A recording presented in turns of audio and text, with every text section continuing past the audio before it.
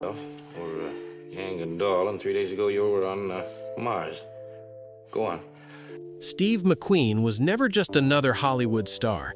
He was a force who commanded attention without asking for it, a man whose silence often spoke louder than dialogue.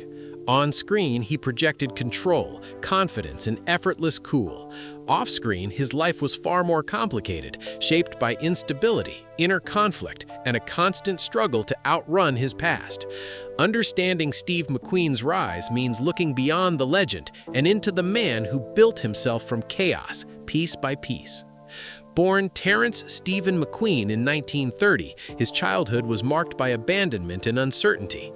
His father disappeared early, and his mother's alcoholism made stability impossible.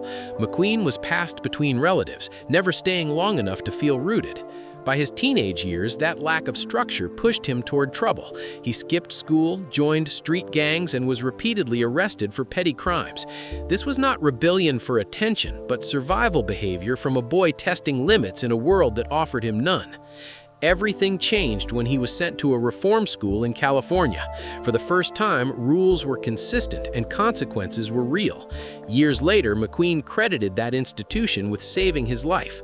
From there, he joined the Merchant Marines and later the U.S. Marine Corps. Though his service included disciplinary issues, it also revealed courage and growth. He left the military with discipline, real-world experience, and a clearer sense of direction. By the early 1950s, McQueen arrived in New York with little money but fierce focus. He studied acting under Sanford Meisner, learning to strip performances down to truth rather than showmanship. Small stage roles and television work taught him how to command attention with restraint. Breakthrough moments came quickly, from The Blob to the television series Wanted Dead or Alive, and finally to iconic films like The Magnificent Seven and The Great Escape. Audiences could not look away. By the 1970s, Steve McQueen was the highest-paid actor in the world.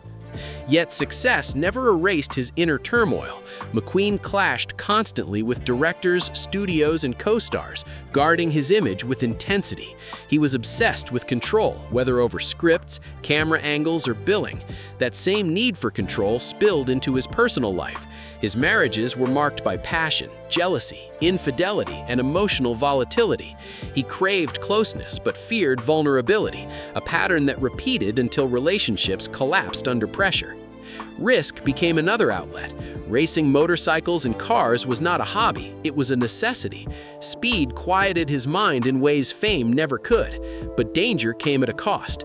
Injuries mounted, substance use escalated, and isolation deepened. The king of cool persona boxed him in, admired by millions but emotionally distant for most.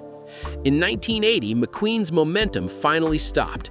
He was diagnosed with mesothelioma, an aggressive cancer linked to asbestos exposure from his military career and racing career.